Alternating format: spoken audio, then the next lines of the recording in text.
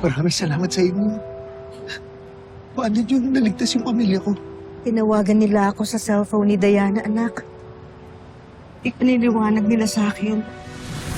May katubo kami na mamaya nila gagawin yung masama nilang balak eh. Diyos ko.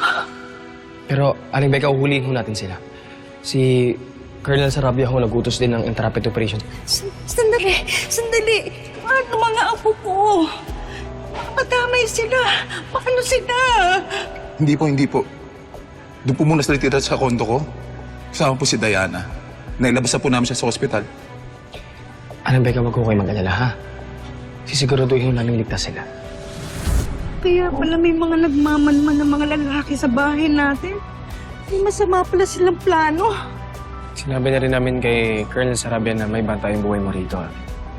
Kung mapapansin nyo, iba na ang mga bantay. Iimbestiga nila yung mga dating naka-assign. Hindi ko alam kung paano ko kayo pasasalamatan. Magtitistigo ako laban kay Hazel Cruz kung ididemanda niyo siya.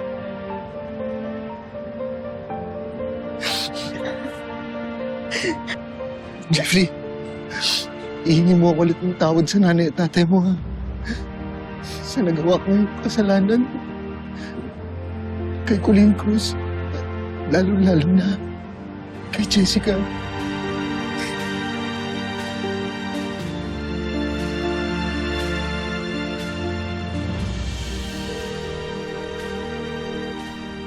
Hindi sinasagot.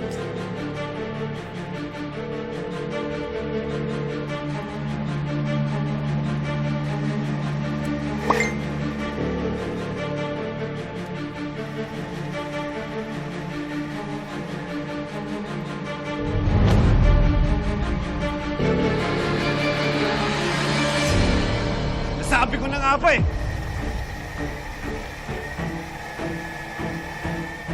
Ano yun? Bakit? Hazel, napakasinungaling mo talaga eh. Ha? Eh, pataywan-taywan ka pala nalalaman. Eh, gusto mo lang pala ako ibalik sa Canada. Oh well, there's no point in denying it. Oo, Manuel. Babalik na tayo ng Canada, uwi na tayo. Hindi ako sasama sa'yo. Baka nakakalimutan mo. Nurse ako. Kaya kitang pagalingin. Kaya rin kitang gawan ng sakit.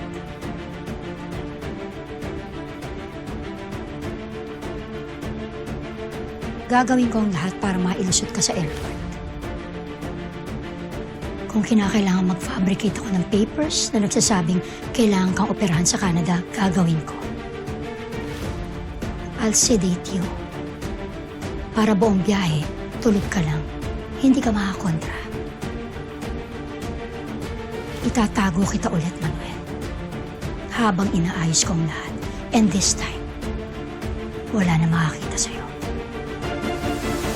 Wala na rin magre-rescue sa'yo, Manuel.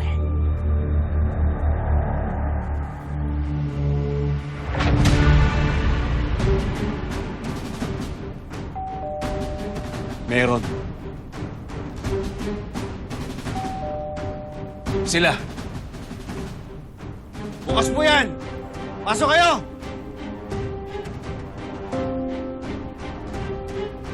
Manuel,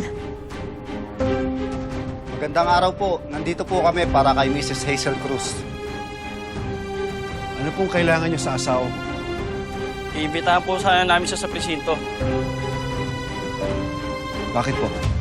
Dahil tinuturo po siya ng dalawang suspects sa tangkang pagduwat at pagsunog sa bahay ng isang nagangalang Diana Malabanan. Siya raw po nagutos.